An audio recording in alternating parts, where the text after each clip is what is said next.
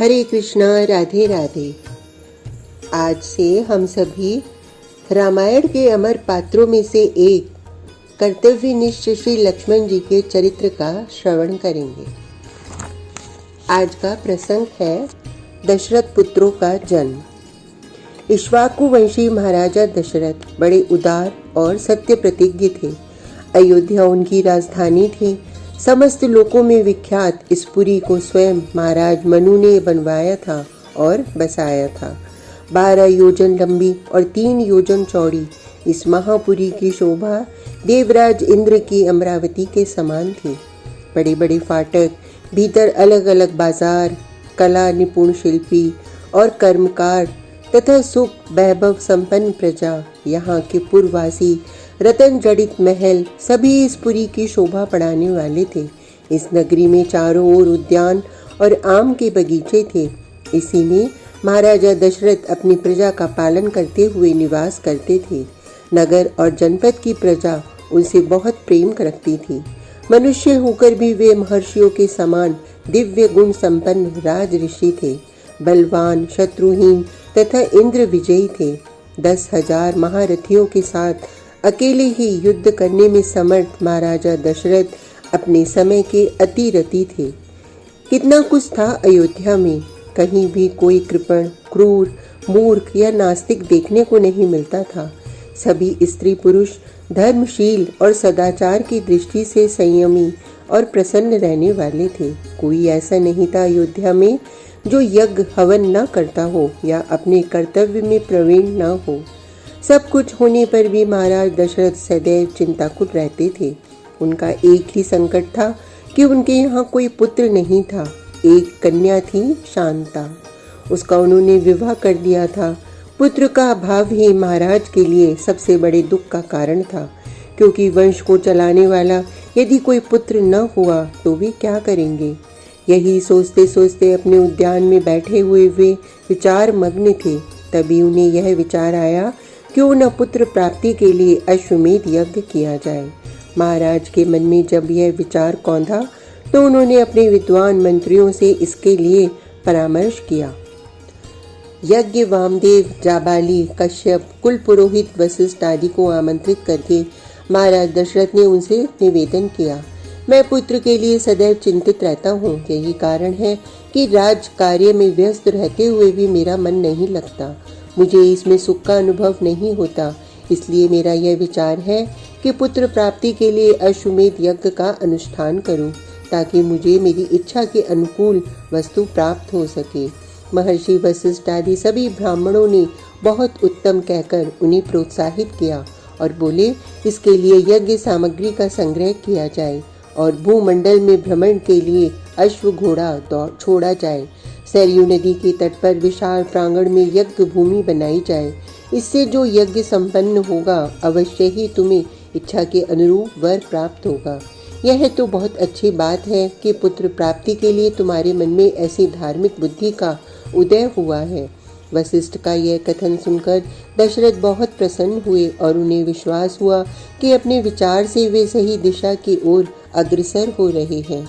अब महाराज दशरथ के सामने समस्या यह थी कि यज्ञ को किस प्रकार विधि पूर्वक संपन्न किया जाए, क्योंकि यदि बिना किसी विधि के यज्ञ का अनुष्ठान किया जाता है तो यजमान तत्काल नष्ट हो जाता है। इसलिए यज्ञ का सुफल प्राप्त करने के लिए विधि विधान पर विचार बहुत आवश्यक है। अतः महाराज ने अपने समस्त मंत्रियों को इस यज्ञ को संपन्न करने के लिए निर्देश दिए।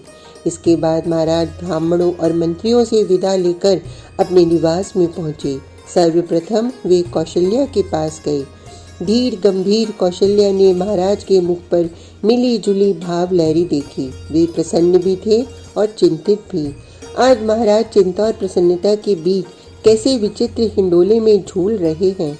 जब कौशल्या ने यह कहा तो महाराज बोले, तुमने ठीक पहचाना देवी। मेरी चिंता का कारण तो तुम जानती ही हो। इसमें निवारण की संभावना में एक तर्क और आकर जुड़ गया है। मैं पुत्र प्राप्ति के लिए अश्वमेध यज्ञ का अनुष्ठान कर रहा हूँ, अतः तुम्हें भी दीक्षा ग्रहण करनी है। यह तो बड़ा ही उत्तम विचार है। यह यज्ञ सब प्रकार से इच्छा फल देने वाला है। अभी महाराज कौशल्या से बात कर ही रहे थे कि उधर से महारानी कैकई और सुमित्रा भी आ निकली। पुत्र प्राप्ति के लिए अश्वमेध यज्ञ के विचार का समर्थन तीनों रानियों ने बड़े उत्साह से किया। यह देखकर महाराज ने तभी अपने मंत्री सुमंत्र को याद किया। सुमंत्र तत्काल आ गए और बोले, कहिए महाराज, क्या आज्ञा है? हे सुमंत्र, हमने इस अश्वमेध यज्ञ के लिए संकल्प किया है, उसे विधिवत संपन्न करने के लिए हम तुम्हारा सहयोग चाहते हैं। महाराज, आप तो स्वयं पारंगत विद्वान हैं, लेकिन फिर भी यदि आपने मुझसे जानना ही चाहा है तो मेरा यह कहना है कि विभांडक के पुत्र ऋष्यशृंग वेदों के महापंडित हैं, आपके जमाता हैं। आप उन्हें किसी उपाय से यहाँ बुला लें और भली प्रकार सत्कार करते हुए उन्हें यज्ञ का पुरोहित बना लें, तो निश्चय ही आपका यज्ञ सफल होगा। यह सुनकर महाराज दशरथ बहुत प्रसन्न हुए और वे सपरिवार अंग देश पहुँचे। ऋषि कुमार ऋष्यशृंग अग्नि के समान तेजस्वी रूप में उन्हें मिले। महाराज दशरथ ने अंग देश के राजा रोमपाद से अपना मंतव्य प्रकट किया और इस प्रकार महाराज दशरथ ऋष्यशृंग के साथ अयोध्या आ गए। अयोध्या में महाराज दशरथ ने ऋष्यशृंग से वंश परंपरा की रक्षा के लिए पुत्र प्राप्ति के निमित्त यज्ञ संपन्न कराने का अनुरोध किया। बहुत अच्छा कहकर ऋषि ने उनकी प्रार्थना स्वीकार की और बोले, राजन, आप यज्ञ की सामग्री एकत्रित कराइए और भूमंडल में भ्रमण के लिए यज्ञ संबंधी अश्व तैयार कराइए तथा यज्ञ भूमि के लिए सरयू नदी के तट पर विशाल प्रांगण तैयार कराइए। दशरथ तो पहले से ही यह अनुमान लगाए थे, इसलिए उन्होंने तुरंत कहा, सब कुछ तैयार है महाराज।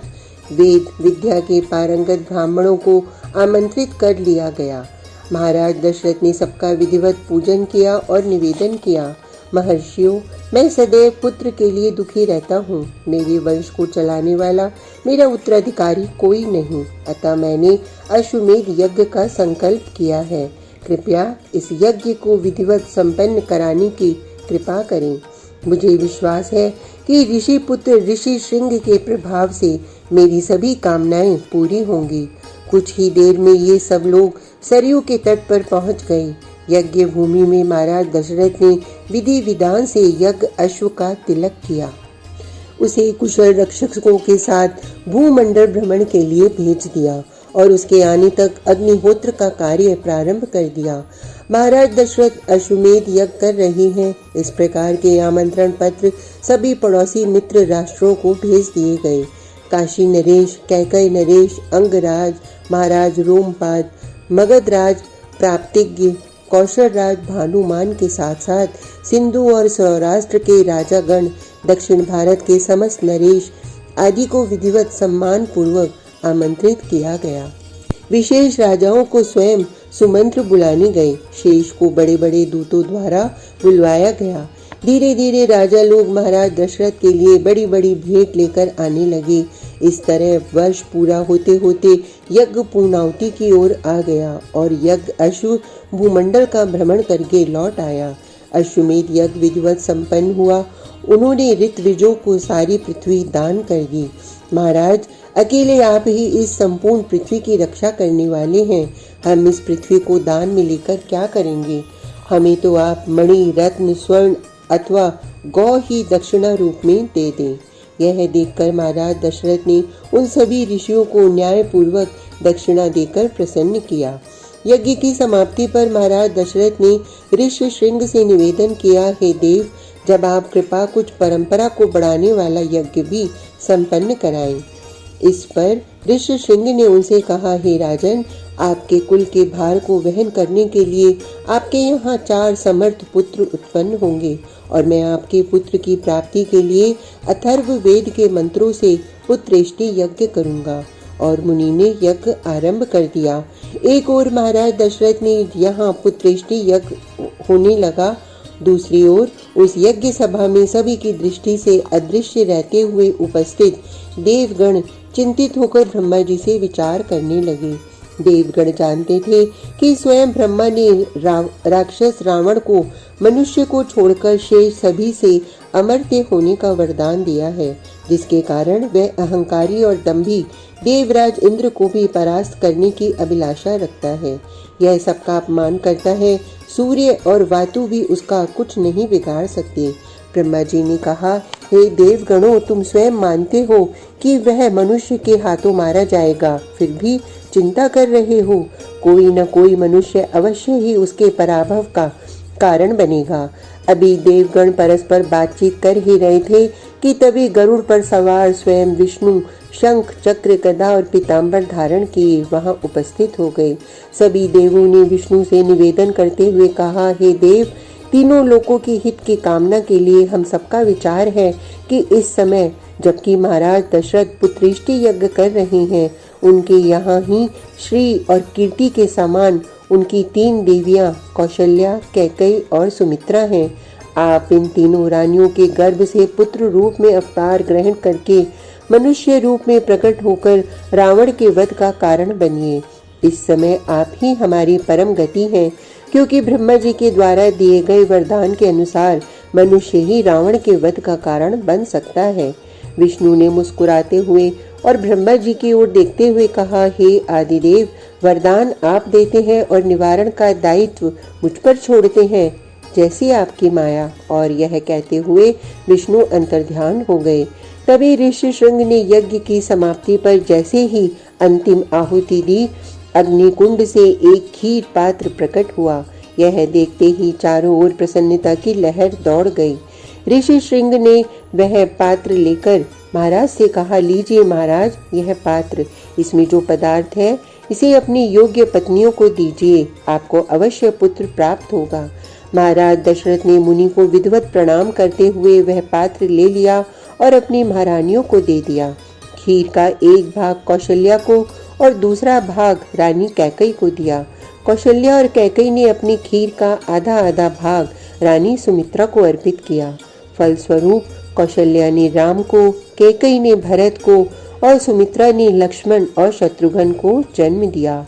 सुमित्रा के यहाँ कौशल्या की दी गई खीर से लक्ष्मण हुए, इसलिए राम और लक्ष्मण की जोड़ी बनी।